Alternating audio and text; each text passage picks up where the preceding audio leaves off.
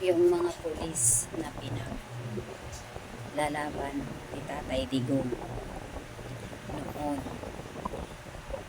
na palaging sinasabi ni Tatay Digong noon nung siya ay nililitis sa Senado. Ako na lang, wag lang yung mga pulis. Wala silang kasalanan. Ako na lang.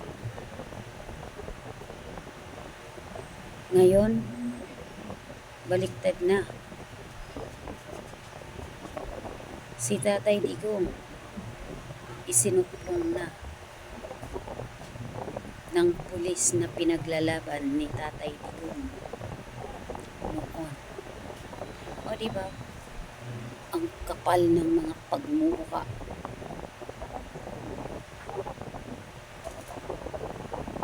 Sana ikararangal kayo ng pamilya ninyo. Sana ikararangal ninyo ang inyong mga sarili. Dahil sa ginawa ninyo kay Tatay Digong,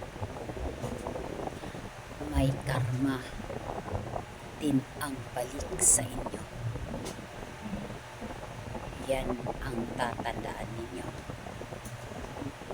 Hindi na kayo nahawa. Kung sadyang bulag kayo sa katotohanan. Nung si Tatay Digong ang naupo, halos himurin ninyo pati kaluluwa ni Tatay Digong. Lahat ng papuri na kay Tatay Digong. Kung makapagsalita kayo, sasabihin pa ninyo, ang bait-bait, ang buti-buti ng presidente natin.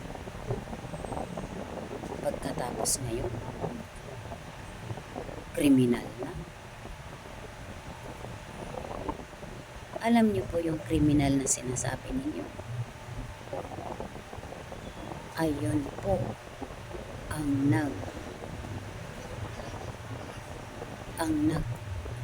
nagmamalasakit sa aming mga mahihirap.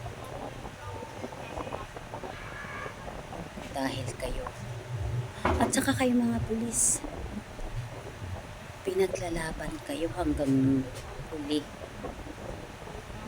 Pero siya hindi ninyo kayang ipaglaban. Wala kayong mga puso. Pataig nyo pang mga hayop, mabuti pang hayop, may puso. Kayo wala kayong puso. Kakarmahin din kayo.